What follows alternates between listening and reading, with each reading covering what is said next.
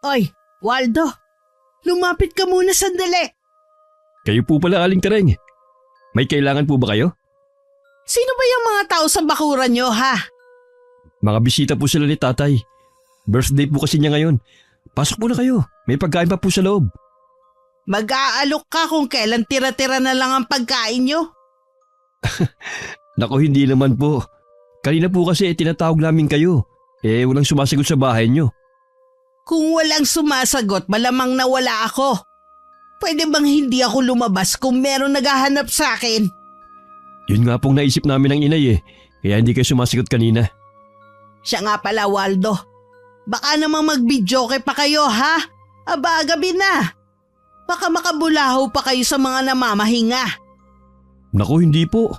Kainan lang po ito at konting inuman lang. Mamaya nga po pauwi na rin ng mga bisita. Mabuti naman kung ganon. Wala na po ba kayong kailangan? Tinatawag na po kasi ako ng asawa ko Wala na. Yun lang naman ang sadya ko. Nang pumasok na si Aling Tereng sa bahay niya, tsaka naman ako bumalik sa loob. Dumiretso ako sa may kusina at tinulungan ko ang asawa ko sa pagliligpit ng mga hugasin. Noon pa talaga, palaisipan na sa akin ng kapitbahay namin si Aling Tereng. May kung ano kasi sa kanya na hindi ko matukoy kung ano. Basta kapag nariyan siya sa paligid, hindi ako komportable. May 1 taon pa lang mula nang lumipat siya sa katabi naming bahay. Walang nakakaalam kung may pamilya pa ba siya. Misteryosa kasi ang pagkatao nito. Wala rin itong mga kaibigan sa lugar namin. Dahil sa pagiging matabil nito at pagiging pakialamera. Bakit ka kinausap nung matandang yun? Tinanong lang kung magbibideo daw ba tayo dito. Baka daw makabulahaw tayo. Ang sabi ko, inuman at kainan lang para sa kaarawan ni Itay. Ano naman sa kanya kung magvideoke dito? May okasyon naman. Kahit kailan talaga, pakialamerang matandang yun. Hayaan mo na. Baka nga naman makaistorbo tayo sa pamamahinga niya. Naku, kapag siyang nag-iingay kahit gaano kaaga, wala naman siyang naririnig sa atin ha. Pagpasensya na lang natin, matanda na Ay, puro na nga lang tayo pasensya Ako na ang bahala dito. Samahan mo muna ang tatay mo sa pagharap sa bisita. O sige, yung iba bukas mo na lang.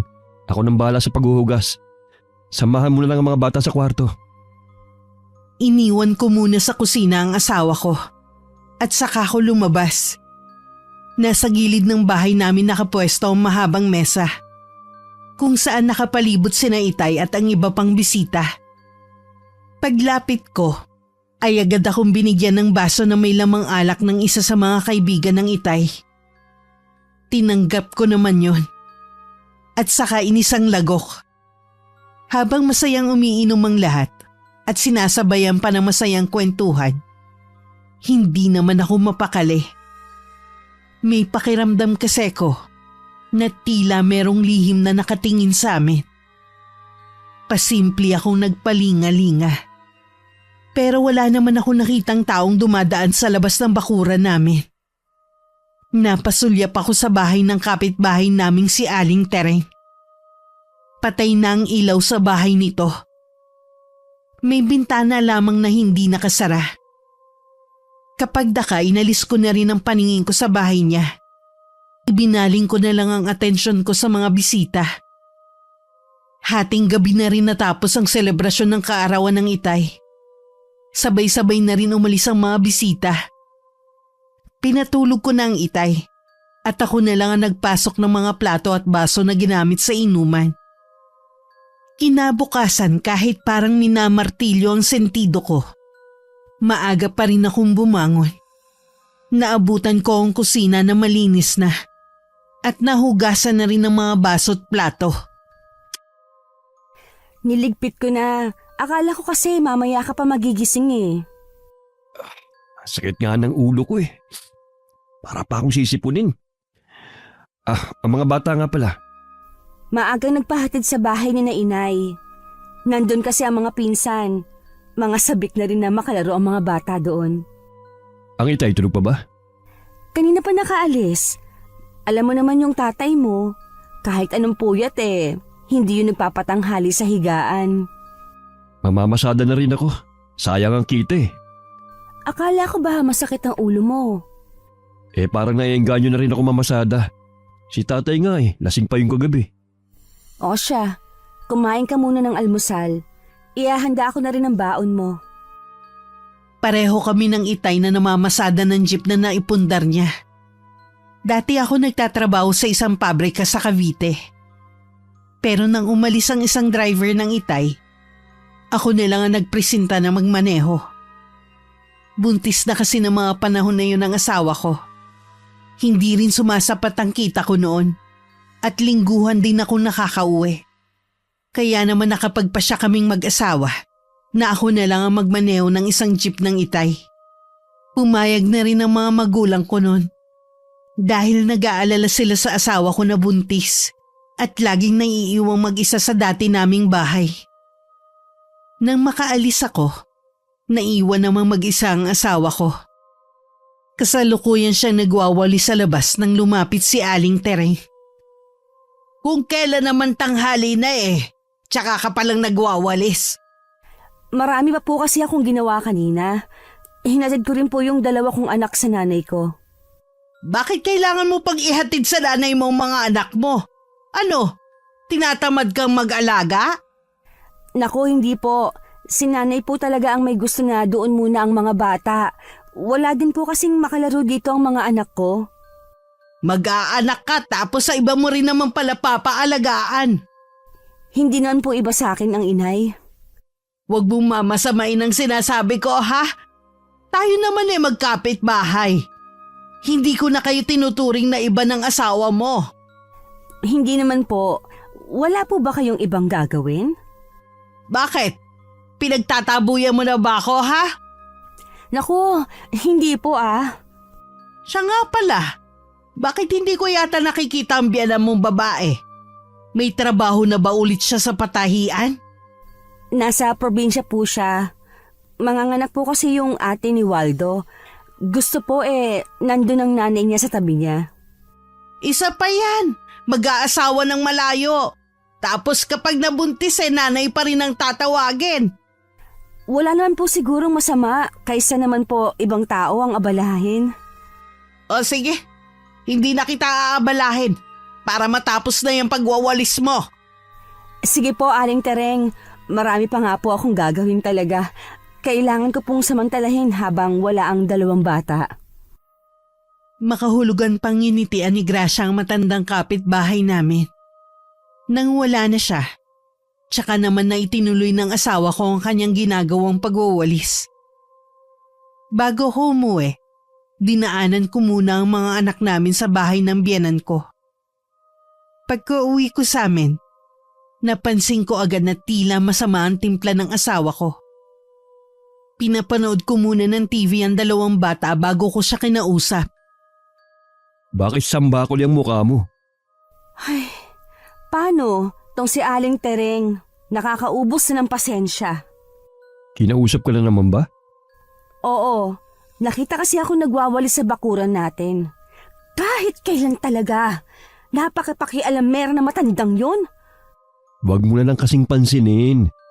Mamumuti lang ang buhok mo kung magpapa-apekto ka sa kanya. Kaya siguro walang makatagal na mga umuupa dyan sa malapit sa kanya dahil sa ugali niya. Aba, pinakamatagal na ang 3 buwan Noon pa naman ganyan si Aling Tereng Ilang beses na rin yan napabarangay. Hindi pa rin nadala. Makita ko pa lang ang pagmumukha niya Nasisira na agad ang araw ko. Bakit kasi hindi pa yan lumipat Dapat doon siya sa bundok para wala siyang makitang pakikialaman niya.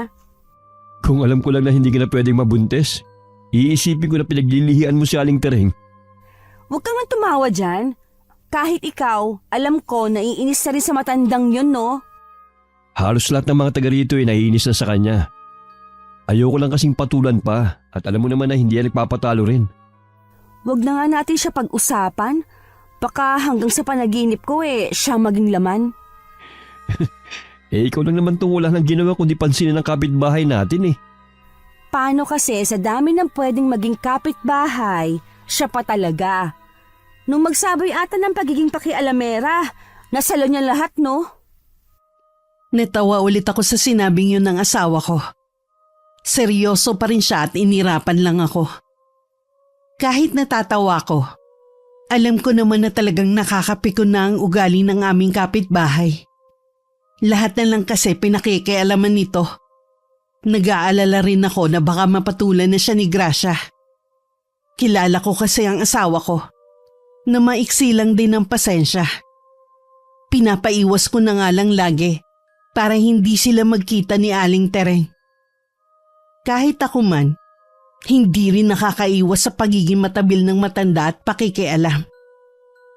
Kagaya ng araw na yun, hindi ako namasada dahil may sira ang makina ng jeep na kailangang ipagawa. Kasalukuyan ako nasa labas noon at nakabantay sa paglalaro ng dalawang bata. Lumabas ng bahay nito si Aling Tereng at saka lumapit. Oh, wala kayatang pasada ngayon. Wala nga po. Sira po kasi yung makina ng jeep. Nasa taler po ngayon. Baka bukas o sa Makalawa pa makuha. Ilang araw kang walang kita niyan. Saan kayo kukuha ng panggastos nyo? Ay, may ipon naman po kami. Kaya walang problema sa gastusin namin. Ewan ko ba sa'yo? Bakit nagtsatsaga ka sa pamamasada? Pwede ka namang maghanap ng ibang mapapasukan eh. Marami na po akong napasukan na trabaho dati. Pero hindi po ako masaya eh. Mas gusto ko po na mamasada na lang. Mas okay po ito kasi wala akong amo. Ayaw mo rin kasing nagpapasakop sa amo, no? Mahirap naman po talaga yung may amo kang sinusunod eh. Ang si Gracia, wala ba siyang balak na magtrabaho? Nako, wala po siya ngayon. Malit pa po ang mga anak namin eh. Tsaka, mas gusto ko pong taong bahay na lang siya para maasikaso niya yung mga bata. Buti nakakasundo siya ng mga magulang mo. Mukha kasing palaban din niyang asawa mo eh. Mabait po ang asawa ko. Marunong po yung makisama. Sa bagay nga, mabait naman ang mga magulang mo. Kaya wala siyang magiging problema. Aling Tereng, may kailangan pa po ba kayo? Ipapasok ko na po kasi yung mga bata. Mukhang uulan kasi. Wala na. Inakay ko na ang mga anak ko papasok ng bahay namin. Sa totoo lang, gusto ko lang makaiwas kay Aling Tereng. Hindi ko na kasi nagugustuhan ang mga sinasabi niya tungkol sa asawa ko. Bago pumasok ng bahay, nasulyapan ko pa siya na nakatayo sa tabing daan. Marahil ay naghihintay ng tao na pwede niyang makahuntahan. May mga pagkakataong naaawa ko rito dahil hindi naman lihim sa amin na iniiwasan na siya ng mga tao sa lugar namin. Naikwento ko rin sa asawa ko ang naging pag-uusap namin ni Aling Tereng. Nadagdagan pa lalo ang inis nito sa matandang kapitbahay namin. Ano bang pakialam niya sa buhay natin, ha? Naku, kung ako ang kausap niya kanina, malamang mapatulan ko na siya. Kaya nga umiwas na lang ako eh. Nauubusan na rin kasi ako ng pasensya. Hindi nga lang sa'yo. Naku, matagal ko na siguro yung napatulan. Hayaan mo na lang siya. Huwag na nating patulan. Hanggat makakaiwas iwasan lang natin siya kapag nakita natin palapit. Minsan naman kasi parang kabuti na basta na lang sumusulpot ang matandang yon. Kaya hindi na rin siya agad maiwasan. Sa bagay nga. Tsaka may kakaiba sa kanya. Ano naman ang kakaiba sa kanya maliban sa pagiging pakilamera niya? Hindi ko rin maipaliwanag eh. Mabuti pa, matulog na nga lang tayo. Bukas nga pala nagpapahatid na naman ang mga anak natin kina inay. Ako na maghahatid sa kanila. Kailangan ko rin kasing puntahan yung jeep sa talyer. Nang gabing yun, hindi agad ako nakatulog. Nang sulyapan ko ang asawa ko, malalim na ang kanyang paghinga. Tanda na kanina pa siya nahihimbing sa pagtulog. Dahan-dahan akong bumangon at saka lumabas ng silid namin. Balak ko lang sanang uminom ng tubig. Kanina pa kasi nanunuyo ang lalamunan ko. Napahinto ako sa paglalakad nang makita ko ang bintana sa sala na bukas. Lumapit ako para sana isara yun, na marahil ay nakalimutan kanina. Akmang isasara ko na yun nang matigilan ako. Sa labas kasi naroon si Aling Tereng. Nakatingala siya sa buwan habang nakataas ang dalawang kamay. May ilang sandali rin na pinanood ko siya sa ginagawa niya bago tuluyang isara ang bintana. Hindi ko na nakita nang bigla siyang lumingon sa kinaroroonan ko. Pagkatapos uminom ng tubig, bumalik na rin ako sa pagkakahiga sa tabi ng asawa ko. Nagising lang ako nang maramdaman ng mga batang naglalaro sa tabi ko. Kahit inaantok pa, bumangon na rin ako. Naabutan ko pa si Gracia na nagluluto na ng almusal. Ginising ka ba ng mga anak mo? Hindi naman. Bakit ang aga nilang bumangon? Ganyan naman ang mga yan kapag alam nilang pupunta sila kina nanay. Talagang nawiwili na sila doon May mga bata kasi silang nakakalaro doon. Lalabas muna ako Anong gagawin mo sa labas madilim pa? May gusto lang akong tignan. Hindi na rin naman sumagot si Gracia kaya lumabas na ako ng bahay. Pasado 4:00 pa lang ng mga sandaling yun. Kitang-kita pa ang malaki at bilog na buwan. Sinulyapan ko pa ang lugar kung saan nakatayo si Aling Tereng habang nakatingala sa buwan. Napapailing na lang ako sa naiisip ko na baka sa buwan sumasamba ang matandang kapitbahay namin.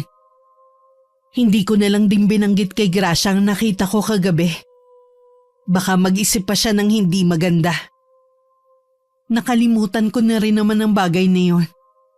Pagkahatid ko sa mga bata sa kanilang lola, pinuntahan ko naman sa talyer ang jeep. Nadismaya ako nang malaman ko na malaki pala ang sira ng makina nito. Sabi ng mekaniko, matatagalan pa bago ko yun maipasada kung wala makukuhang pyesa. Pagdating sa bahay, naabutan ko pang nagsasampay si Gracia ng mga damit na nilaban niya. Sinabi ko agad sa kanya ang sinabi ng mekaniko sa akin. Matagal na rin naman kasi yung jeep na yun Halos kasing edad ko na ang jeep na yun. Kaya talagang marami na ring sira. Sana nga maayos pa rin. Nangako naman yung mekaniko na maayos pa ang makina ng jeep. Matatagalan nga lang dahil kailangan pa nilang maghintay ng pyesa para sa makina. Mabuti pa pumasok na muna tayo sa loob ng bahay. Mayroon din kasi akong sasabihin sa'yo. Tungkol saan na naman yan?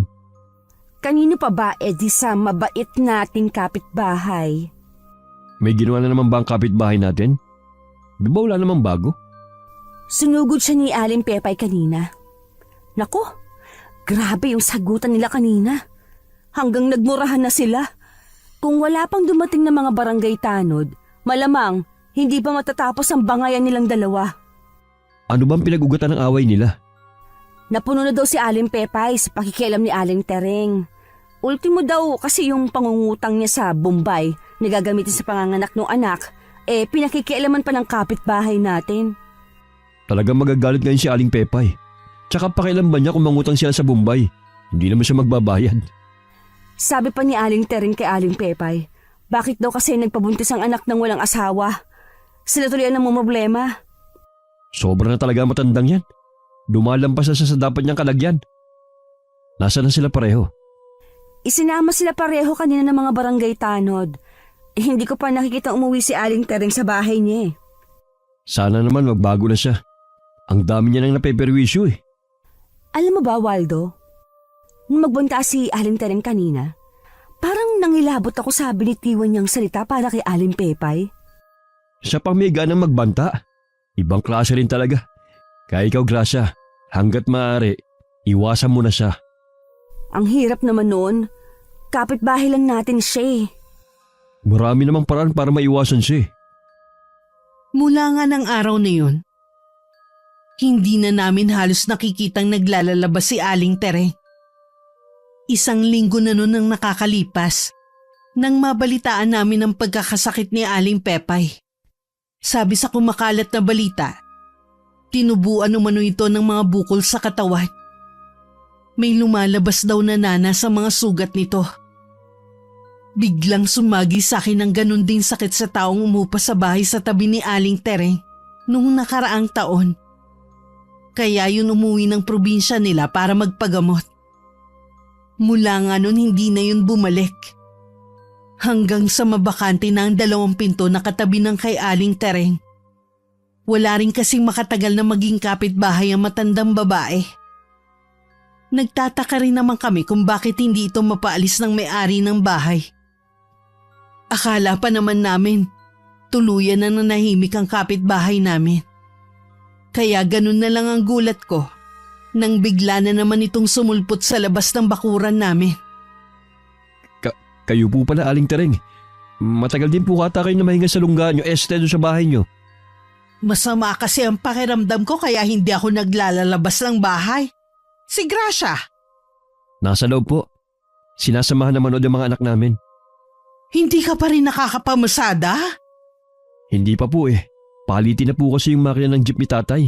Hindi pa po nakakakunang ipapalit yung mekaniko. Kaya nandun pa rin po sa talyer. Hindi yung tatay mo lang lahat ang gumagastos dyan. Ho? Dapat dyan sa tatay mo nagpapahinga na lang. Hindi yung hinahayaan mo pang mamasada. Si tatay po may gusto na mamasada siya. Nainip kasi siya dito sa bahay. Lalo't wala pang inay. Wala rin talagang swerte sa inyo ang mga magulang nyo, no? Imbes na mag-enjoy na lang sila sa buhay, iniintindi pa kayo. Mga pamilyado na kayo. Aling Tereng, sa tingin ko po hindi nyo na dapat pakialaman yung ganyang kapersonal na bagay. Usaping pamilya na po kasi yan eh. Hindi naman sa pakikialam ito. Sinasabi ko lang ang opinion ko sa nakikita ko. Pasensya na po, may gagawin pa po pala ako sa loob. Teka lang, Waldo. Huwag mo sanang masamain ang sinasabi ko sa'yo, ha? May mga bagay po kasi na hindi na dapat pinakikialaman pa. Lalo na't hindi naman po kayo parte ng pamilya. Hindi ko na hinintay na sumagot pa si Aling Tereng. Agad ko na siyang tinalikuran. Hindi ko na tuloy napansin ang matalim niyang titig sa akin. Para maibsan ang nararamdaman kong inis sa pakialamera naming kapitbahay, nakipaglaro na lang ako sa mga anak namin. Habang naghahanda na para sa hapunan namin si Gracia. Nung nakahiga na kami, tsaka ako binanggit sa asawa ko naging pag-uusap namin ni Aling Tereng. Kahit siya nakaramdam ng inis sa kapitbahay namin. Grabe na talaga matandang yan. Wala na siyang respeto. Basta may masabi lang. Hindi na niya iniisip ang mga binibitiwan niyang salita. Matinding pagpipigil na nga lang ang ginawa ko kanina eh. Para hindi ko na siya masagot. Sana sinagot mo nang makita niyang hinahanap niya. Hayaan lang natin. Baka naman makaramdam na. Aba, halos lahat ng tao rito iniiwasan na siya. Puro ka nalang hayaan. Kaya namimihasa matandang yun. Alang naman patulan ko. Aba, baka ako naman magmukhang walang modo niyan. Ay, kung hindi lang nakakaya sa mga magulang mo, mas gusto ko nang bumalik na lang tayo sa dati natin tinitirahan. Mas mabait pa mga kapitbahay doon. Ipalalangin na lang natin na sana magbago na yung si Aling Tereng. Sa tingin ko, marami nang gumawa nun. Hindi lang talaga tinatablan si Aling Tereng. Malay mo naman tumalab na sa pagkakataong to. May naalala tuloy ako. Madalas daw yung makita na nagsisimba sa labas ng simbahan kung kailan walang misa. Kakaiba nga talagang paniniwala ng matandang yun. Tingin ko, may lihim ang matandang yan na ayaw niyang mabunyag. Napatitig ako sa asawa ko. Pero hindi na ako ulit nagtanong. Nakakaramdam na rin kasi ko ng antok. Pagsapit ng umaga, naging abala na ulit kami mag-asawa sa kanya-kanya naming gawain. Bumalik na rin ang inay pagkatapos ng ilang linggong pamamalagi sa probinsya. Masaya nitong ibinalita sa amin na nagsilang ang kapatid ko ng malusog na lalaking sanggol. Nagbilin pa ang kapatid ko kay inay na sa binyag ay kailangan nandun kaming lahat. Sa wakas, nagkaroon na rin ng anak ang ate mo. Halos 5 taon din nang hinintay nilang mag-asawa, ha? Oo nga, sayang nga lang ang layo nila. Sana nadalaw natin sila.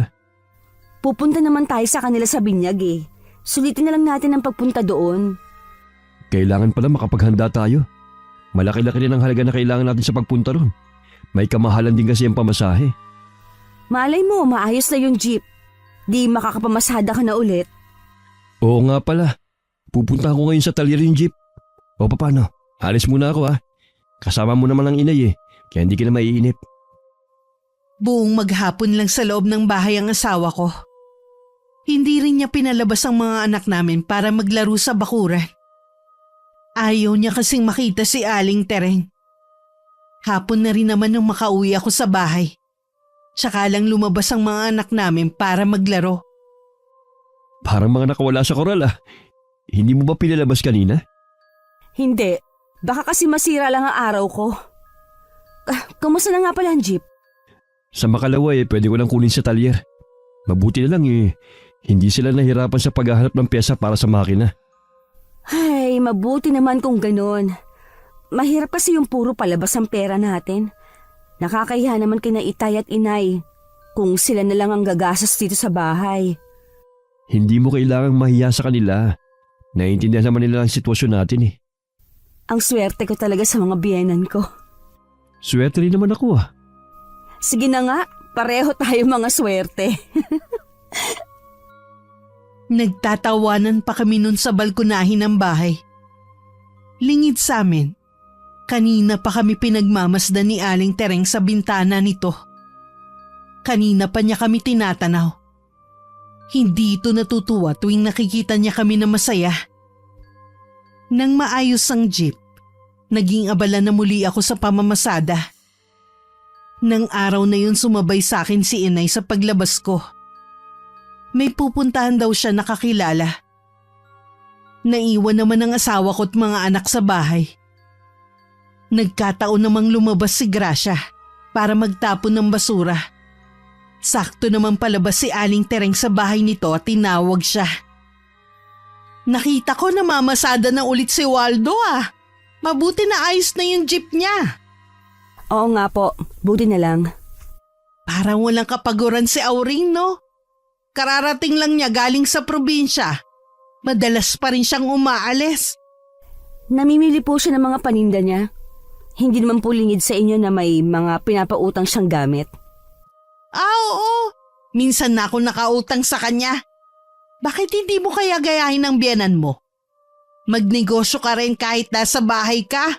Para hindi ka lang umaasa sa kita ng asawa mo. May balak po kasi akong magtrabaho kapag malaki na ang mga anak namin ni Waldo. Naku, matagal pa yun. Baka mamaya kapag dumating na yung gusto mo ng trabaho wala nang tumanggap sa'yo. Balak pa lang naman po yun. Kung sakaling hindi nga po makapagtrabaho na, ayos lang naman po yun. Mabuti na yung minsan handa tayo. Paano kung sa pamamasada ni Waldo makahanap siya ng ibang babae? May driver pa! Hindi magagawa ni Waldo ang iniisip ninyo. Nako, Gracia, sa tanda ko ba naman to hindi ko pa alam ang ganyang mga bagay. Ikaw naman kasi pinayagan mong mamasada na lang ang asawa mo, kesa magtrabaho. Hindi agad nakasagot si Gracia nang patakbo lumabas ng bahay ang dalawa naming anak. May dala-dala ang mga to na lollipop na binili sa kanila ng lola Auring nila. Binalatan lang yun ni Gracia at saka ibinalik sa dalawang bata. Patakbo muling pumasok ang mga to sa loob ng bahay. Hinahayaan mong kumain ng candy ang mga anak mo? Minsan na naman po sila kumain ng candy. Kapag yan nasanay na, mahirap nang sawayin. Aling Tereng, papasok na po ako sa bahay. Wala po kasing kasama mga anak ko. Naku, mamaya ka na pumasok. Magkwentuhan muna tayo. Wala kasi kung makausap Wala po kasing tumitingin sa mga anak ko. Nasa loob naman ng bahay. Ano bang gagawin ng mga anak mo? Mas gusto ko po kasing nakatutok sa kanila. Mahirap na po kasi ang aksidente. Hindi natin masabi. Hindi na hinintay ni Gracia na makasagot si Aling Tereng. Tumalikod na siya at pumasok sa bahay. Nagpupuyos naman ang kalooban ng matandang babae. Batid kasi nito na sadya siyang iniiwasan ni Gracia. Hindi naman maipinta ang mukha ni Aling Tereng. Nang muli na lang siyang pumasok sa bahay nito. Kinausap din ako ng asawa ko na kung maaari, ay dun muna silang mag-iina sa bahay ng nanay niya. Habang namamasada ako, daanan ko na lamang daw sila kapag pauwi na ako. Bakit bigla-bigla at ang desisyon mong yan? Kesa naman laging sira ang araw ko dito sa bahay. Dahil ba kay Aling Tereng? Oo, dahil nga sa kanya. Hindi naman kasi habang buhay eh. Maiiwasan ko siya. Lalo't bakod lang ang pagitan ng bahay natin sa tinitirhan niya. O sige, baka mamaya nga mapikon ka na sa ugali ng matandang yun. Kaya siguro wala siyang pamilya dahil sa ugali niya. Isa rin sa pinagtataka ko, wala nga ni isang kamag-anak na pumupunta sa kanya. Baka meron naman siyang pamilya kaya nga lang sa ugali niya walang makatagal. Ewan ko lang, matagal na kasi akong nahihiwagaan sa kanya. Anong ibig mong sabihin? Basta, mahirap ipaliwanag. Baka pareho tayo ng iniisip tungkol sa kanya. Oras na may matuklasan ako sa kanya, humanda talaga siya sa akin. Masama ang gumanti sa kapwa kung yan ang iniisip mong gawin. Hindi naman ako gaganti sa kanya. Ibubunyag ko lang ang lihim niya kung sakaling meron nga siyang tinatago. Napaisip ako sa sinabing yun ng asawa ko. Noon pa kasi pinagtatakhan ko na kung bakit sa edad ni Aling Tereng ay mag-isa lamang itong namumuhay. Tuwing nakikipagkwentuhan naman kasi ito, puro ibang taong kinikwento. Tila ba umiiwas siyang pag-usapan ng sariling buhay. Gaya na napag-usapan namin ni Gracia, sumasabay na silang mag-iina sa akin paglabas ko para mamasada. Naniwala naman ang mga magulang ko sa dahilan na kapag nag-aral na sa isang taon ng panganay namin, mawawala na ng oras ang mga bata sa pagpunta sa kanilang lola. Natutuwa ako at araw-araw ko na makakasama ang mga apo ko. Pero bakit naman nagdesisyon kayo na dito muna kayo? May naging problema ba sa mga balai ko? Wala po, Nay. Pumayag naman po sila na sa hapon lang kami nandun. Baka naman meron kang hindi sinasabi sa akin, Gracia. Okay naman po kami ng mga magulang ni Waldo. Katunayan nga po niyan, asikaso kami ng inay. Ultimo nga po, marurumi naming damit siya pa ang naglalaba minsan. Nakakaya naman kay Balae. Dapat nga sila ang pinaglalaba mo. Kaya nga po itinatago ko na sa kwarto namin yung labahan namin. Minsan nga po, sinabihan ko na yung matanda na huwag na maglaba. Sabi ba naman kalabaw lang daw ang tumatanda. Magkakasakit daw siya kapag hindi kumilo sa bahay. Ang swerte mo sa mga biyanan mo. Sinabi niyo pa, Nay, kung gaano ako kaswerte sa mga biyanan ko, minalas naman kami sa pagkakaroon ng kapitbahay. Ano naman ang problema ng kapitbahay nyo? Saksakan po ng pakialamera. Lahat na lang po pinupuna. At laging merong sinasabi. Ganun ba? Tagaron ba yun sa inyo? Naupa lang po doon. Wala nga makatagal sa ugali niya. Pati yung ibang umuupa sa kabilang unit nagsialisa na rin. Hanggang ngayon bakante pa rin. Ay, abaan mo lang ang pasensya mo. May mga tao talagang ganon. Taga saan ba yung kapitbahay nyo na yun? Wala pong nakakaalam, pero bago pa po kami tumira sa bahay na yon, nandun na po siya. Kung ganon wala kayong alam sa pagkatao niya o nakaraan? Wala nga po, pero siya ang dami niyang alam sa buhay ng iba dahil sa pagiging pakialamera niya. Iwasan mo siya hanggat maaari, anak. Mahirap na magkaroon kayo ng alitan ng taong wala kang alam sa pagkatao. Mabuti na yung nag-iingat. Umiiwas na nga rin po ako Yun din ang payo sa akin ni Waldo. Tama lang yan.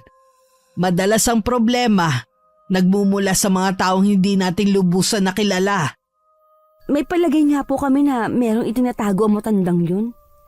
Kung meron nga siyang lihim, huwag nyo nang alamin pa. Hihintayin pa po ba natin na makasakit siya?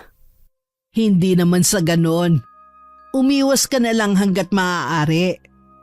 Minsan kasi nakakapikon na rin. Naiintindihan kita. Ikaw pa naman napakaiksi ng pasensya pagdating sa ibang tao. Kaya nga po nagpasya na lang ako na dumito na muna. Sobrang pag-iiwas na nga po ang ginagawa ko Bandang 6:00 nang sunduin ko silang mag-iina sa bahay ng biyenan ko. Hindi na ako bumaba ng jeep. Hinintay ko na lang silang makalabas. Pagdating sa bahay namin, Naubutan pa namin si Aling Tereng sa labas ng bakuran namin. Tila ba hinihintay niyang may lumabas sa bahay. Wala pa rin ang jeep ng Itay, kaya natitiyak kong wala pang tao roon. Ang inay ko naman, marahil ay nasa labas pa ng mga oras na yon. Wala pa rin kasing nakasinding ilaw. Nang maipasok ko ang pinapasada kong jeep, pinapasok ko na rin ang mag-iina ko. At ako na lang ang humarap kay Aling Tereng. May kailangan po ba kayo? Kasama mo pala ang mag-iina mo sa pamamasada? Naku, hindi po. Dinaanan ko lang sila sa lola nila. Bakit para yatang napapadalas ang pagtigil ng mag-iina mo sa biyanan mo? Buti ayos lang sa mga magulang mo, no? Oo naman po. Hindi man lang matulungan ng asawa mo o nanay mo sa paghahanap buhay nito. Baka isipin naman ng nanay mo puro pasarap sa buhay ang asawa mo. Naiintindihan naman po ng ina yung sitwasyon ni Gracia. Lalo't maliit pa ang mga anak namin. Dapat kasi, malaki ang agwat ng mga anak ninyo. Hayan tuloy nahihirapan kayo pareho. Hindi naman po kami hirap talaga. Tsaka, ginusto rin po namin na masundan kagad ang pangalan namin noon. Ganun ba? Siya nga pala, Waldo. Napapansin ko dyan sa asawa mo Parang umiiwas yata sa akin. Hindi naman po. Marami lang po siyang ginagawa paano po? Papasok na po ako sa loob. O sige, pakisabi nga pala sa nanay mo na bukas ko na babayaran yung kinuha ko sa kanya, ha? Oho, sasabihin ko lang po sa kanya pagdating mamaya. Napabuntong hininga na lang ako habang papasok sa bahay. Pakiramdam ko, parang mas napagod ako sa pakikipag-usap kay Aling Tereng kaysa sa pamamasada ko sa maghapon. Nadatnan ko naglalaro ang mga bata sa sala. Si Gracia naman ay nasa kusina. Agad ko siyang pinuntahan. Abala na siya sa pagluluto ng hapunan namin. Naupo muna ako dahil pakiramdam ko umiikot ang paningin ko. Ayos ka lang? Ba't parang namumutla ka? Medyo nahihilo lang ako. Nagugutom ka ba? Mabilis lang naman tong maluto. Teka, ikukuha kita ng tinapay. Hindi ako nagugutom. Tsaka, medyo ayos na rin ang pakiramdam ko ngayon. Baka sa init lang ng panahon to. Kanina naman hindi ka ganyan ha. Ewan ko ba? Baka kung hindi sa panahon, baka napagod lang ako. Marami rin kasing pasahero kanina Oo nga pala. Ano na naman ang sinabi sa'yo ng mabait nating kapitbahay? Kung ano-ano lang naman ang tinatanong. Hindi ko nga sana kakausapin kaso hindi talaga siya umalis Buti hindi na nagtagal. Magpahinga ka na lang dyan. Tatapusin ko muna itong pagluluto. Baka dumating na rin maya-maya sina Inay at Itay. Naging maalinsangan ng gabing yon. Kaya naging mailap na naman sa akin ang antok. Pabiling-biling ako sa higaan. Nang maglaon, bumangon na ako sa pagkakahiga. Baka kasi magising pa ang asawa ko dahil sa likod ko. Sa kusina ako tumuloy. Uminom na lang ako ng isang basong tubig. Pabalik na sana ako sa kwarto namin nang mapansin ko na naman na bukas ang bintana sa sala. Lumapit ako doon para isara sana nang mapansin ko si Aling Tereng. Naroon muli siya sa dating kinatatayuan niya noon nang una ko siyang makita. Nakatingala na naman siya sa buwan habang nakataas ang mga kamay. Sa pagkakataong yun, matagal ko siyang pinagmasdan sa kanyang ginagawa. Habang tumatagal nga, nakakaramdam na ako ng kakaibang kilabot na gumagapang sa sistema ko. Ano kaya ang ginagawa niya? At para saan yun? Hindi kaya sa buwan talaga siya sumasamba? Matagal rin sa ganung ayos si Aling Tereng bago ito pumasok sa loob ng bahay nito. Nang nakahiga na ako, hindi maalis-alis sa isipan ko ang nasaksihan ko. Nagpasya ko na abangan lagi sa gabi si Aling Tereng kung talaga bang regular niya yung ginagawa. Diretso ko sa sala at bahagya kong iniawang ang bintana. Naroon na nga si Aling Tereng. Sa pagkakataong yun, nakaharap siya sa gawi ko. Kaya naman kitang-kita ko ang pagbuka ng bibig niya na tila may inuusal ng mga salita. Kinabukasan hindi ko rin natiis na hindi banggitin kay Gracia ang tungkol sa mga nasaksihan ko tungkol sa kapitbahay namin. Baliw na nga ata ang matandang yun. Noon pa, iba na ang pakiramdam ko sa kanya. Baka yun ang dahilan. May sa demonyo ata ang matandang yun. Walang matinong tao ang gising ng hating gabi para lang sumamba sa buwan. Alam ko, 2 beses ko na siyang nakitang ginagawa yun. Kaya naman inabangan ko na siya kagabi. Tama nga ako. Lagi niyang ginagawa yun. Hindi kaya may alam sa kapangyarihang itim ang kapitbahay natin? Kaya siya gising tuwing hating gabi? Yung ginagawa niya, baka kumukuha siya ng enerhiya sa buwan para lalong lumakas ang kapangyarihan na meron siya. Ibig mong sabihin, parang sa mangkukulam? Bigla ko tuloy naalala mga taong nakakagalit niya. Hindi ba lahat sila nagkasakit? Katulad ng naging kapitbahay niya dati, yung umuwi sa kanila para magpagamot. Huwag mo muna mababanggit kina inay. Wala naman tayong ebidensya pa eh. Bakit hindi? Mabuti nga yung para alam nila. Lagi pa namang kausap ng nanay mo matandang yun. Mahirap kasing ipaliwanag sa kanila. Cheche po na lang ako para sabihin sa kanila. Sa ngayon, umiwas ka muna sa kapitbahay natin. Dahil laging maraming pasahero, malimit na akong gabihin sa pamamasada. Nawala na rin sa isip ko ang tungkol kay Aling Tereng. Nang araw na yon, hindi nagpahatid ang maging ina ko sa bahay ng biyenan ko. May sakit kasi ang bunso namin. Natatakot ang asawa ko na baka lumala ang lagnat kung ibabiyahe pa namin. Nang makatulog si bunso at habang nanonood ng TV ang panganay namin, nun lang nakakilos ang asawa ko. Umiiyak kasi ang anak namin kapag hindi nakikita ang ina. Habang nagsasampay sa labas, tsaka naman dumating si Aling Tereng. Hindi yata kayo nagpunta sa nanay niyo ngayon. May sakit po kasi ang bunso namin ni Waldo. Mahirap na po kung ibabiyahe namin. Baka nagkasakit ang anak mo dahil sa palagay niyong pagpunta doon. Ang ibig ko sabihin baka doon nahawa. Imposible po. Wala naman pong may sakit sa bahay ng nanay ko. Kung ganun baka napabayaan mo ang anak mo. Pag-aalaga na nga lang ang ginagawa mo, nagkakasakit pang anak mo. Aling Tereng, sino po ba kayo para sabihin sa akin na pinabayaan kong anak ko, ha? Naging ina na rin po ba kayo? Alam niyo ba ang hirap na isang katulad ko, ha? Teka lang muna. Bakit nagagalit ka? Inaano ba kita? Sinasabi ko lang ang opinyon ko, masama ba yon? Sarili niyo na lang ang opinyon ninyo dahil wala naman nagtatanong sa inyo. Dumadagdag lang kayo sa alalahanin ko eh. Bastos ka! Sino ka para pagtaasan ako ng boses? Sumusobra na kasi ang pangingialam ninyo. Lahat na lang. Kulang na lang tumira kayo kasama namin sa panghihimasak na ginagawa ninyo. Hindi totoo yan. Nakikisama lang ako sa inyo dahil magkapit-bahay tayo. Anong hindi? Halos lahat ng mga tao dito galit sa inyo dahil sa pakikialam ninyo sa buhay ng ibang tao. Itong tandaan mo, Gracia, ha? Nagsisisi ang mga kumakalaban sa akin. Anong gagawin nyo? Gaganti kayo?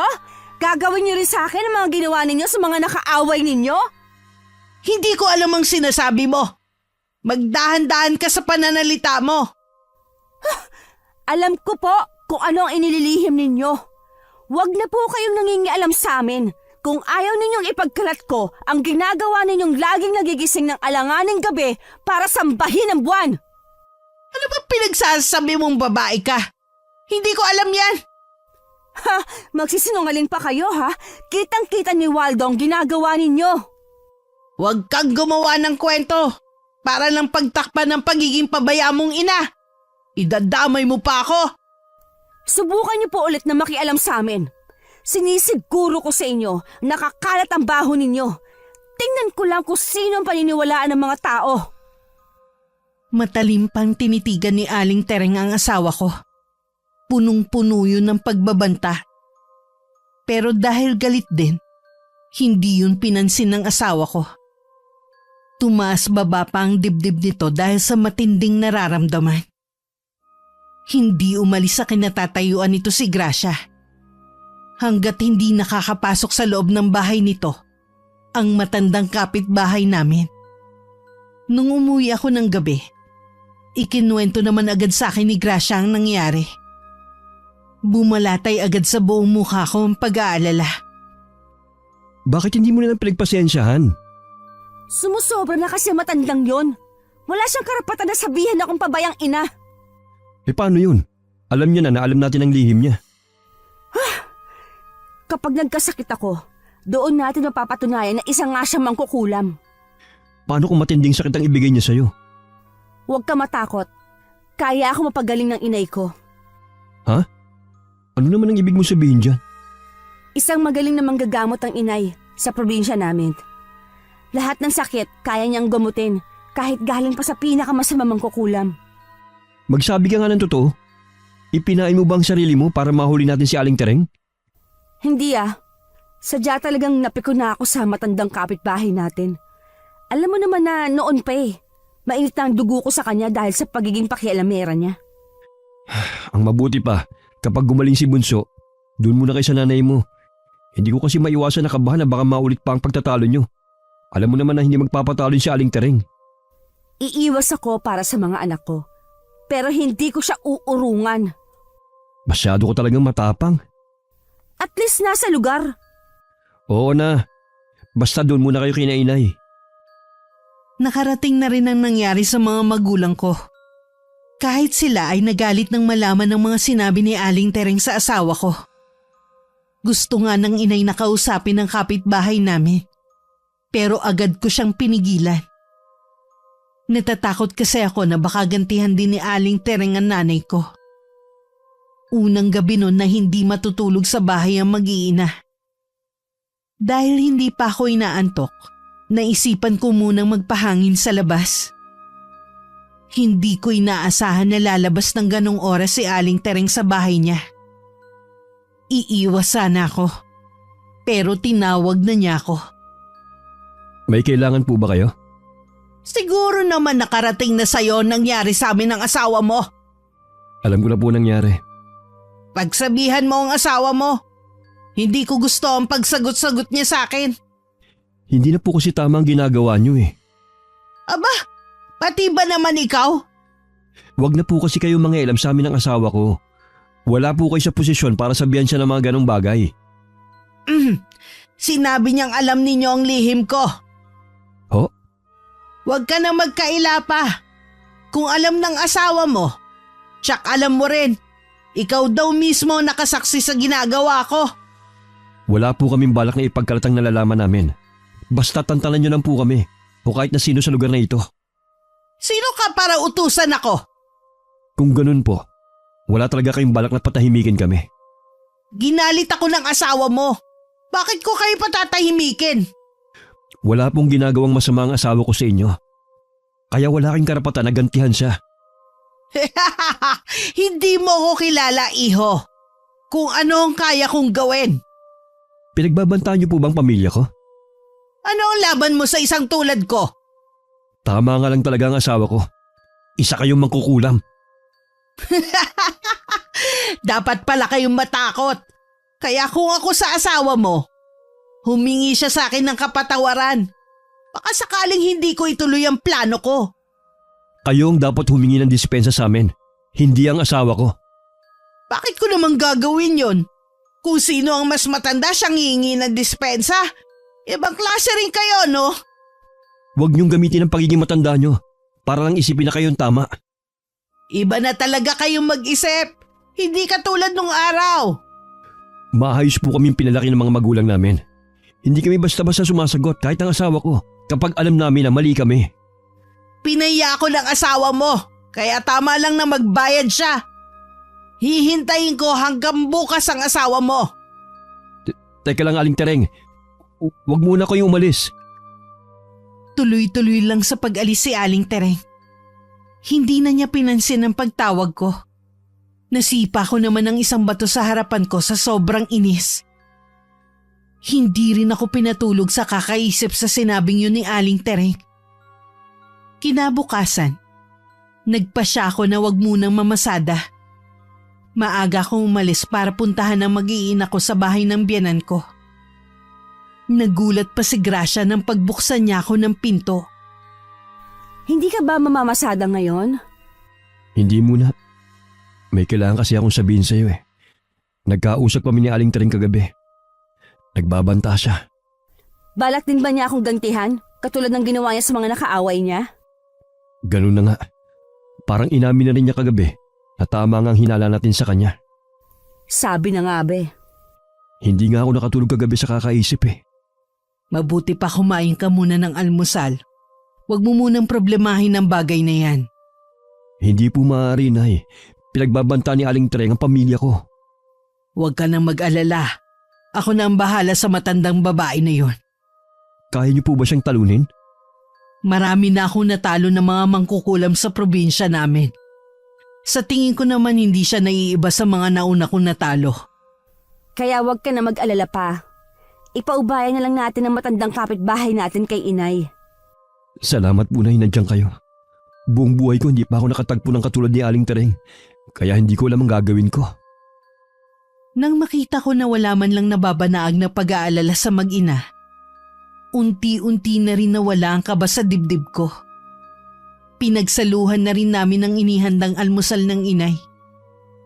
Habang abala ang inay sa gawain nito at naglalaro naman ang mga anak namin sa kwarto, niyaya ko naman si Gracia na lumabas kami ng bahay. Marami kasi akong gustong itanong sa kanya tungkol sa nanay nito. May sasabihin ka ba?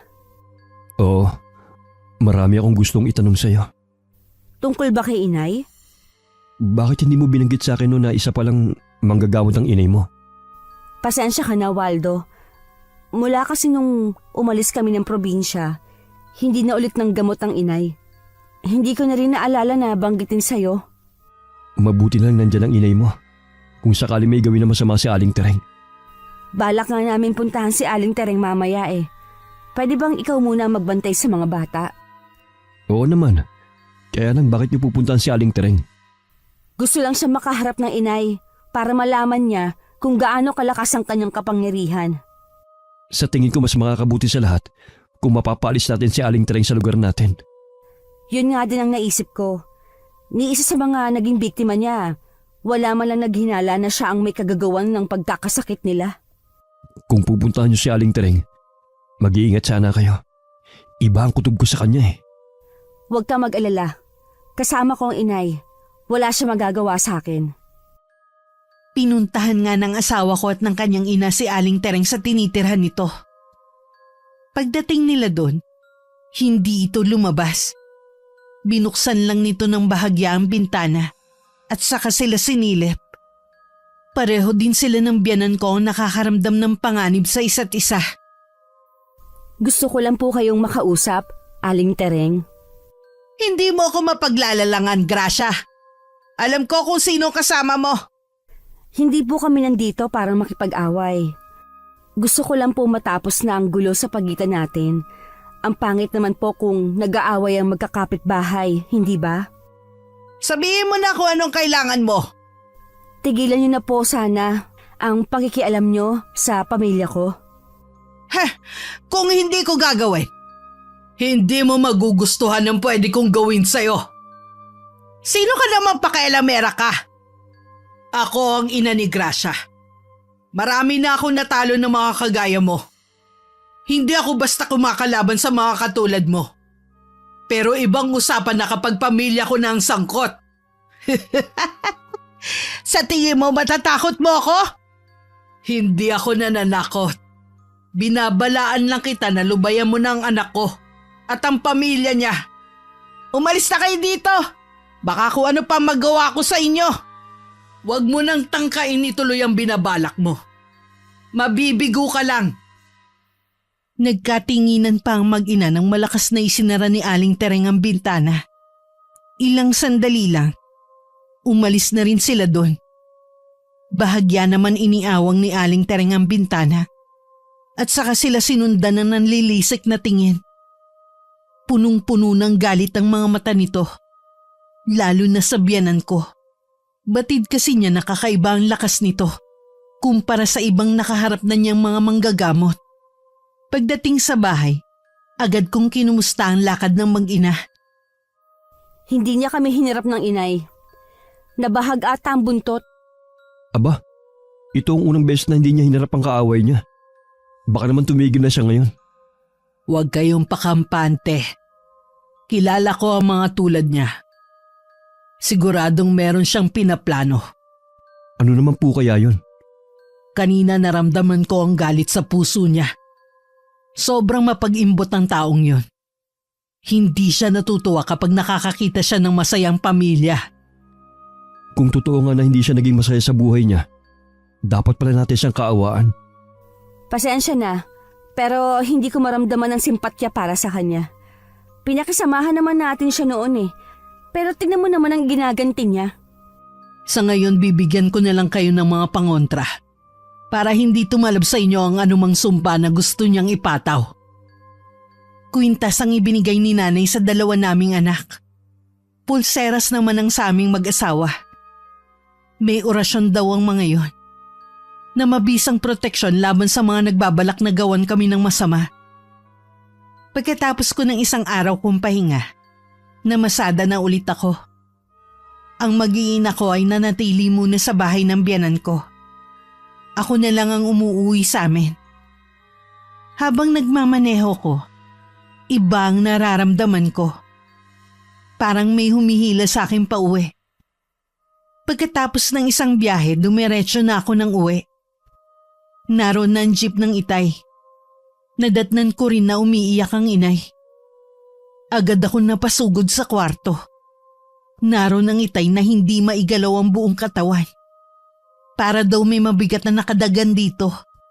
Isa pa sa napansin ko, may mga tumubong sugat sa balat nito. Kinutuban na ako ng hindi maganda. Kaya naman sinundo ko ang biyanan ko. Nang masuri niya ang itay, dun ko nakumpirma na may kumukulam nga rito. Iisang tao lang ang naiisip ko na gagawa nun. Habang abala ang lahat, pinuntahan ko si Aling Tereng sa bahay niya. Lumabas ka dyan, Aling Tereng! Ako ang harapin mo! Oh, nandito na ako sa labas. Ang lakas na loob mo namang gulo dito ah! Bakit kailangan mong idamay ang ama ko? Anong kasalanan niya sa'yo? Hindi ko alam ang sinasabi mo. Umalis ka na rito! Matagal na ako nagtitimpi sa'yo. Hindi ko na palalampasin pa ang ginawa mong ito sa tatay ko. Waldo, umuwi na tayo. Mabuti naman dumating ka, Gracia. Isama mo na pauwi ang asawa mo. Mukhang lasing. Kung ano-ano kasing sinasabi eh. Hindi po lasing si Waldo. Oras na gumaling po ang itay, tsaka kayo haharapin ng inay. Parehong-pareho talaga kayo ng asawa mo. Mahilig mambintang. Alam nyo na hindi kami nambibintang lang. Naging mabuti sa inyo mga magulang ko. Wala silang ipinakitang masama sa inyo. Tapos ganito ang igaganti nyo? Huwag mo na siyang pag-aksyahan ng panahon mo. Maitim ang budhi ng taong yan. Tiningnan lang kami ng masama ni Aling Tereng. Nang akayin na ako ng asawa ko paalis sa lugar na yun, sumama naman ako. Pero matalim ko pa rin nililingon si Aling Tereng na nakasunod naman ang tingin sa amin. Pagdating sa bahay, hindi pa rin lumalabas ang biyanan ko. Panay rin ang iyak ng inay ko. Mahal na mahal nito ang itay. Kaya naiintindihan ko ang sobrang pag-aalala niya. Pagkatapos ng ilang oras, lumabas na rin ang biyanan ko. Baka sa kanya ang matinding pagod. Pero may nakaguhit ng ngiti sa kanyang labi. Noon kami nakahinga lahat. Ibig sabihin lang nun, nagawa nitong pagalingin ng itay. Pumasok na kami sa loob ng kwarto. Magaling na nga ang itay. Na walang parang bula ang mga sugat nito sa katawan. Mabuti na lang naagapan natin si Balae. Baka kung nagtagal si Waldo sa pagsundo sa akin baka mahirapan na akong pagalingin siya. Ano po ang gagawin nyo? Pwede nyo bang bigyan din ng pangontra mga biyanan ko? Maaari ko silang bigyan. Pero hindi kasi garantisado na tatalab yun sa kanila. Kailangan kasi malakas ang kanilang paniniwala. Subukan pa rin po natin. Baka ulitin ulit ni Aling Tereng ang ginawa niya. Huwag kang mag-alala. Bago pa siya makapanakit muli, ibabalik ko na sa kanya ang kulam niya. Kahit ayoko pa sanang pabalikin ang mag-ina ko sa bahay namin, napilitan na rin akong pumayag. Namimiss na rin kasi ng mga magulang ko ang mga anak ko. Hindi na rin naglalabas nun si Aling Tereng sa bahay niya. Pero nararamdaman ko na lagi siyang nakamasid sa bawat galaw namin. Habang nasa labas ako at nakatingin sa bahay ni Aling Tereng, napansin ko na nawawala ang pulsera sa kamay ko. Hindi ko rin maalala kung saan ko yun naiwala. Hindi ko tuloy maiwasang mag-alala. Hindi ko na rin kasi maalala kung kailan yun nawala eh. Di kaya nahulog habang namamasada ka? Maaari din. Tatanungin ko na lang kay inay kung pwede ka pa niyang bigyan ulit. May iba nga pala ako. Di ba balak ng nanay mo na ibalik kay Aling Tereng ang kulam nito? Nagawa na ba niya? Sa pagkakaalam ko, ngayong gabi magsasagawa ng ritual ang inay laban kay Aling Tereng. Sana mapalis na natin si Aling Tereng. Baka kasi hindi ako makapagpigil at makalimutan kung matanda siya. Ikaw ang kilala ko na may pinakamahabang pasensya. Pero sa nakikita ko ngayon, tila napuno ka na talaga. Kahit sino naman eh. Hindi ako papayag na saktan ng kahit na sinong pamilya ko. Hindi ko siya mapapatawad sa ginawa niya kay Itay. Gabi na noon nang may maramdaman akong kakaiba. Tila inaapoy ako ng lagnat. Pumasok na muna ako sa kwarto namin at saka nagtalukbong ng kumot dahil nakakaramdam na rin ako ng matinding pangangaligkig. Pero kahit makapal na ang kumot na tumatakip sa katawan ko, hindi pa rin ito maibsan ng ginaw na nararamdaman ko. Pumasok naman si Gracia at hinipo ang noo ko. Nabawi naman ito agad ng kamay. Ang taas ng lagnat mo. Ang ginaw, parang nagyayelo pakiramdam ko. Teka, ikukuha kita ng gamot, tsaka kukunin ko na rin yung blanket. Kahit ilang patong na ang ikumot sa akin, dama ko pa rin ang matinding lamig na bumabalot sa katawan ko. Hindi rin tumalab sa akin ang gamot na pinainom sa akin ng asawa ko. Pinuntahan na rin ako ng mga magulang ko. Pati sila ay labis din ang pag-aalala sa akin. May iwan ko po muna kayo dito. Susunduin ko lang po yung inay ko. May palagay po ako na alam niya nangyayari kay Waldo. Kahit naguguluhan, nagpresinta ang Itay na samahan si Gracia para sunduin ng kanyang ina. Habang daan panay naman ang dasal ng asawa ko.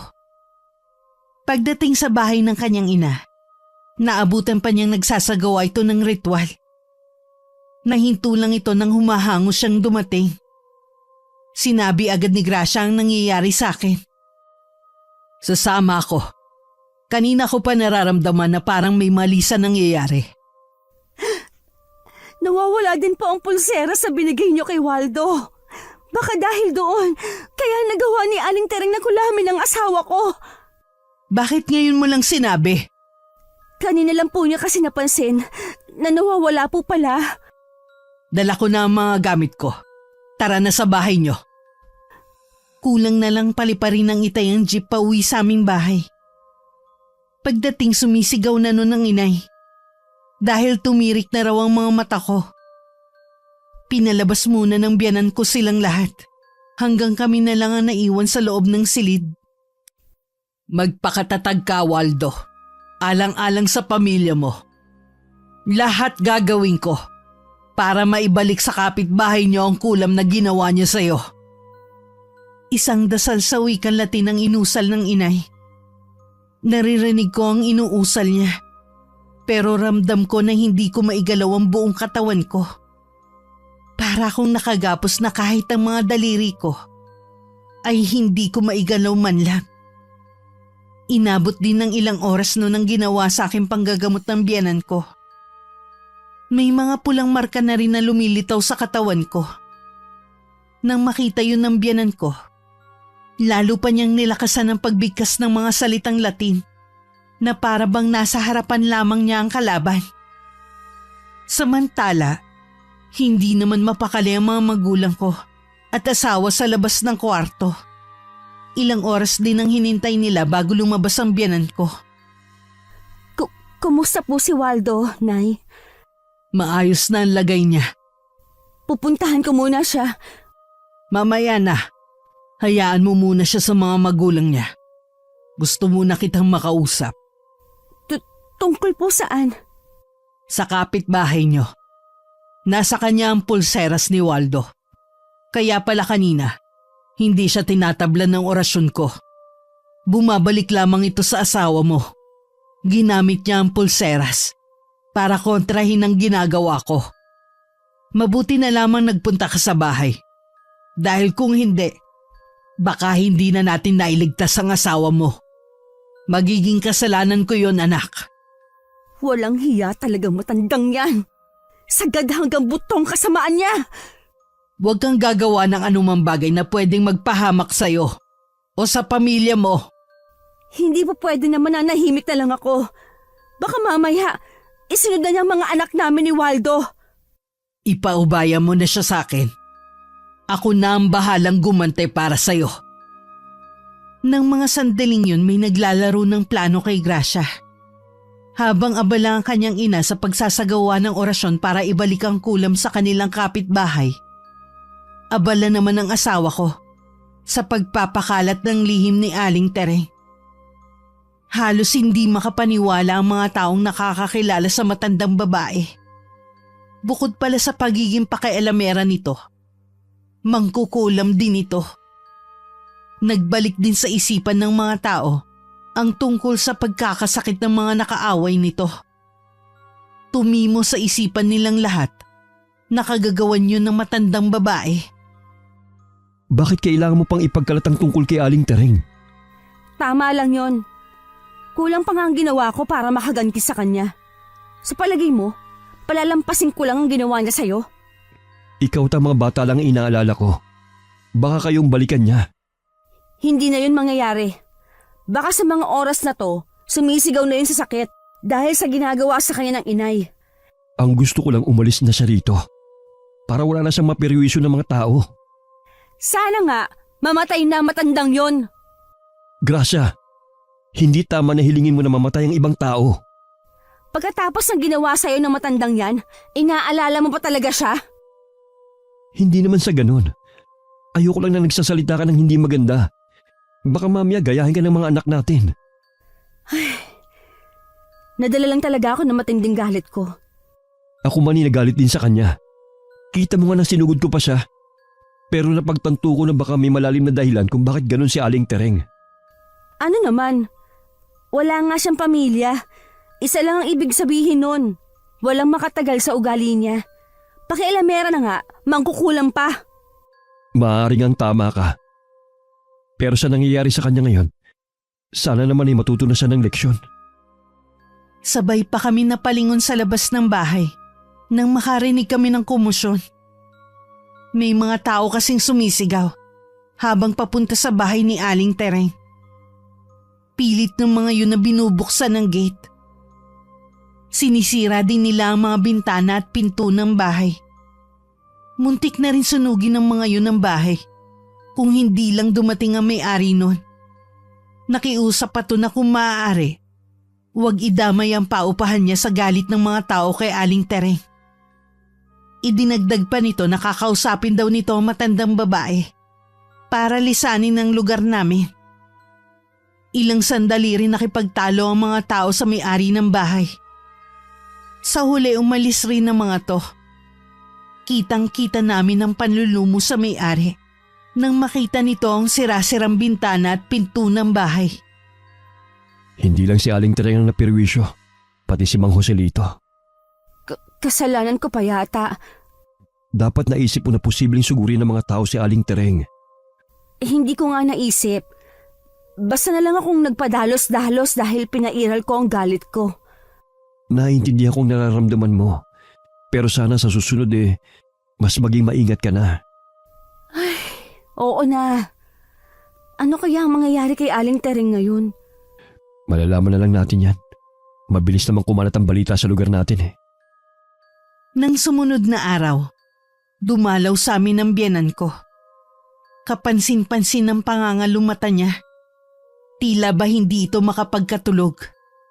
Batid ko rin na hindi pupunta sa amin ang biyenan ko kung wala itong importanteng sadya. Inaasahan ko na ang sasabihin nito ay ang tungkol kay Aling Tereng. Nahirapan ako na ibalik sa kanya ang kulam. Masyado ko siyang minaliit. Kaya po ba halos hindi na kayo natulog? Ganun na nga. Kailangan ko rin kasing bantayan ang kandilang itim na hindi ito mamamatay. Dahil kung hindi, siguradong matatalo niya ako. Ano na po nangyari kay Aling Tereng? Malamang nanghihina na siya ngayon. Kung hindi niya malalampasan ang ibinalik kong kulam, maaaring yun na rin ang ikamatay niya. Kawawa naman si Aling Tereng. Napakabuti ng kalooban mo, Waldo. Sa kabila kasi ng mga ginawa niya, mas nanaig pa rin sa iyo ang awa. Sabi ko naman sa'yo, Nay. Malambot ang puso ng asawa ko. Nagagalit man siya, nawawala rin agad. Nalaman ko rin na galing siya sa pamilya ng mga mangkukulam na nakatira sa malayong isla. Kaya pambihira din ang lakas ng kapangyarihan na taglay niya. Pero sa huli, kabutihan pa rin ang dapat manaig. Gabi na ng mga sandaling yun. Nakatanaw lang ako sa labas ng bintana. Walang ilaw sa bahay ni Aling Tereng. Pero alam kong naroon lamang siya. Nakausap ko rin ang may-ari ng bahay na tinitirhan nito. Nakiusap ako na kung maaari, ay huwag munang paalisin si Aling Tereng hanggat hindi pa gumagaling. Dahil kaibigan ng mga magulang ko ang may-ari, napakiusapan naman ito. Iniisip pa rin hanggang ngayon si Aling Tereng? Oo. Baka kasi lumabas siya ngayon eh. Baka makita ko na naman siya nakatingala sa buwan. Kung siya ba naman ay namuhay na lang ng tahimik, hindi sana ganyan ang sasapitin niya. Nakahanap rin siya ng katapat. Akala ko pa naman eh naaawa ka na sa kanya. Bakit ganyan na naman ang tono ng pananalita mo? Ewan ko ba, hindi ko na rin maintindihan ang sarili ko. Naaawa naman talaga ako. Kaya lang kapag naalala ko ang mga ginawa niya sa atin, hindi ko naman maiwasan na mainis sa kanya. Hindi na siguro lalabas si Aling Tereng. Mabuti pa matulog na tayo. Alam pala ni Aling Tereng na hinihintay namin ang kanyang paglabas. Nung nahihimbing na kaming natutulog, tsaka lang siya lumabas. Sa dati nitong kinatatayuan, dun siya muli nagsagawa ng orasyon at saka itinaas ang mga kamay sa buwan. Kahit sino, hindi na makikilala ang itsura nito. Lapnos kasi ang buong balat nito. Naglalagas na rin ang buhok niya. Tila masigit siyang tumanda ngayon. Nanginginig din ang buong katawan niya sa pinaghalong pagkahapo at katandaan. Tuwing umaga din, lagi siyang may nagigisnan ng mga pagkain na nasa labas ng pinto. Napapatitig siya sa bahay namin. Tila ba alam nito kung saan galing ang mga yon? Isang umaga habang naglilinis ako ng jeep, ganun na lang ang gulat ko nang makita ko na nakatayo si Aling Tereng sa labas ng gate namin. Agad ko siyang nilapitan. Aling Tereng, kumusta na po kayo? Mabuti naman. Gusto ko lang magpasalamat sa mga pagkaing iniiwan niyo sa labas ng pinto ng bahay ko. Alam ko po kasi na hindi kayo nakakalabas. Naisip ko na paano ang pagkain niyo.